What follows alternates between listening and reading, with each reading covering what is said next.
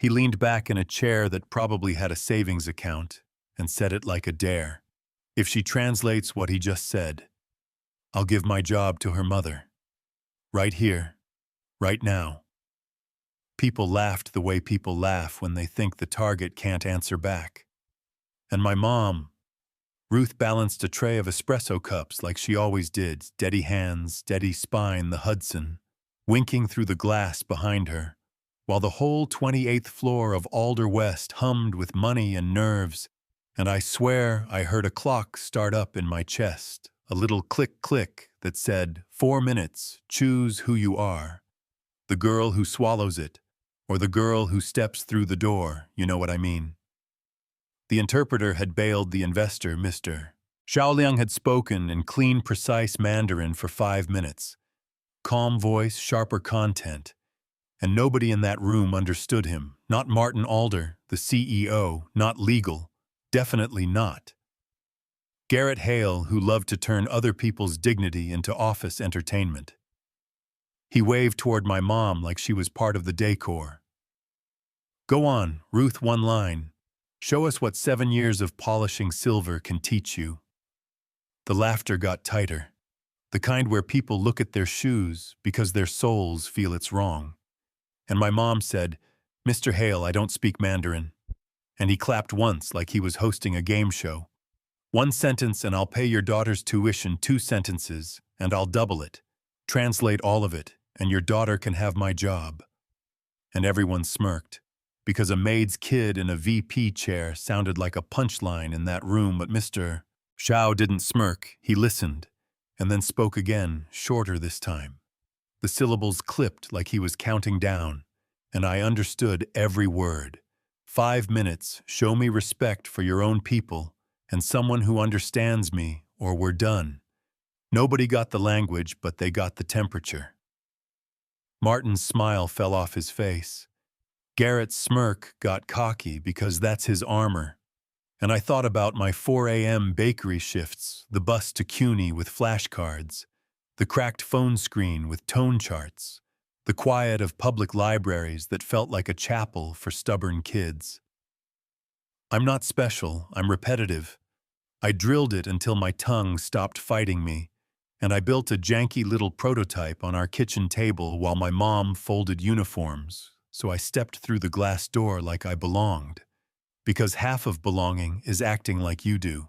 Excuse me, I said, and heads pivoted like windmills. I'm Nova Brooks. I can solve your communication problem. Garrett didn't look at me, old habit men ordering the air. Sit down, he said, like we had rehearsed it, so I turned past him, faced Mr. Zhao, and in Mandarin I said the polite form of hello and an apology for the mess. May I assist until your interpreter arrives? And the whole room forgot how to inhale for a second. Mr. Zhao's face changed the way light changes a room. Your pronunciation is correct, he answered in Mandarin. Where did you learn New York? I said library tables, bus rides, professors who gave me office hours they didn't have, and a mother who never told me to aim lower. He nodded once, the kind of nod older men give when they recognize labor. Garrett finally looked at me, then at Martin. Who is this? He asked, calm like a match before the strike. The housekeeper's daughter, he added, because he wanted that to sting, and I said, the person taking you up on your bet. And he shot back, the bet was with your mother. And I said, careful. Pulled my phone, tapped the voice memo, and his own words spilled out, tinny but undeniable. If she translates what he just said, I'll give my job to her mother. Or any member of her family who can actually do it. Witnesses all around junior staff biting their lips to keep from smiling. Legal blinking like owls, Mr. Xiao looked from the phone to my mother, to me, then said in Mandarin, translate what I said earlier, all of it.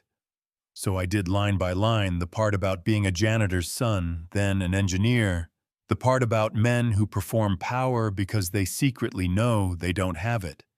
The part about a company that amuses itself by humiliating its own staff, not being disciplined enough to hold his money.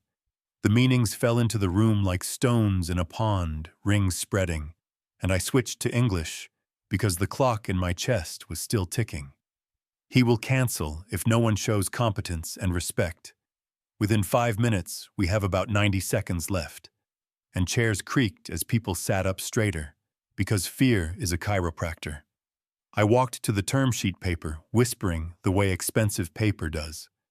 Here, I said, you stated the deposit in RMB but used yesterday's rate and misread yuan as 1,000, not 10,000, and the delivery window ignores National Day next quarter. So we start with a math lie and a timeline lie.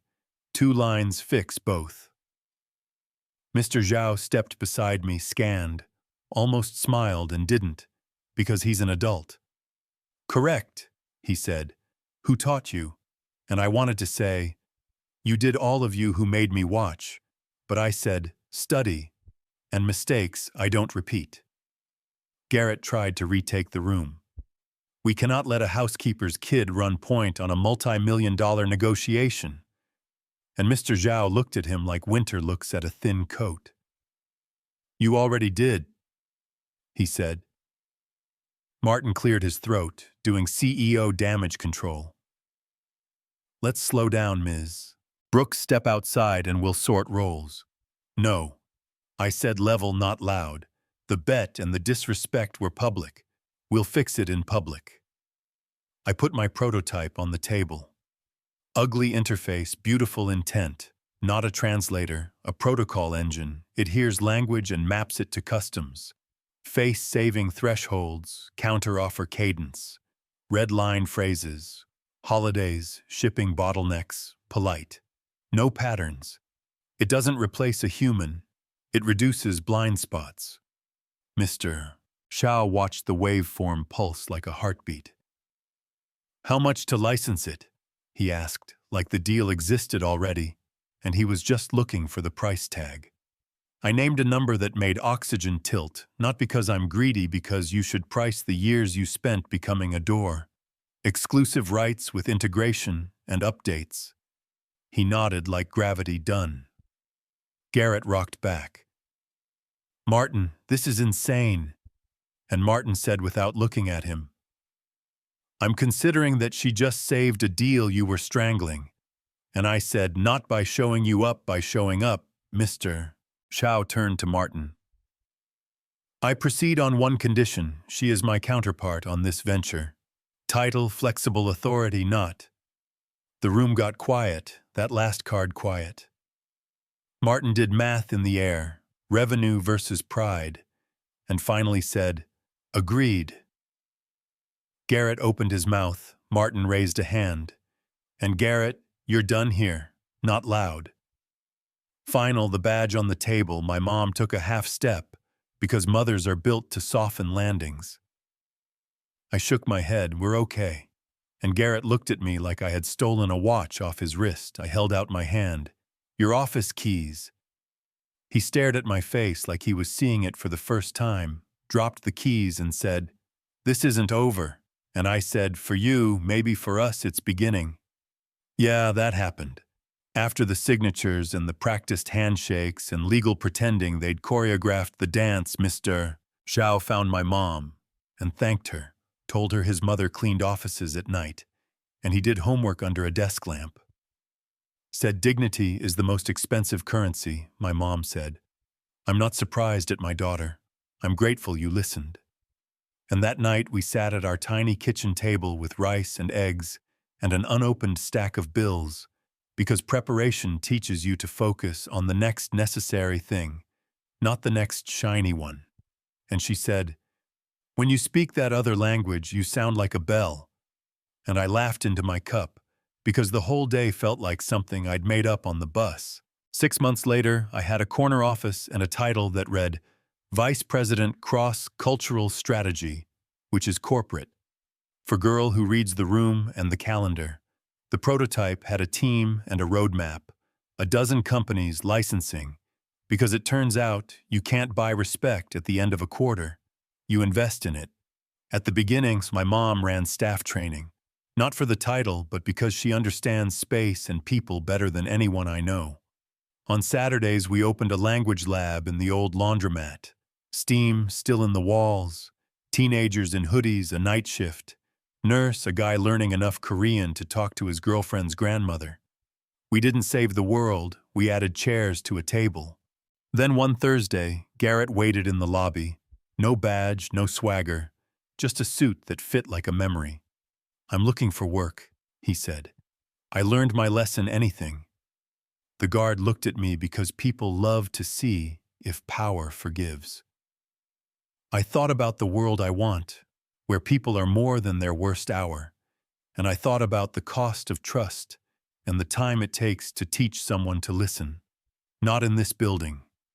I said that trust isn't mine to spend, but we take volunteers at the lab, mics off notebooks, open 12 weeks, no promises.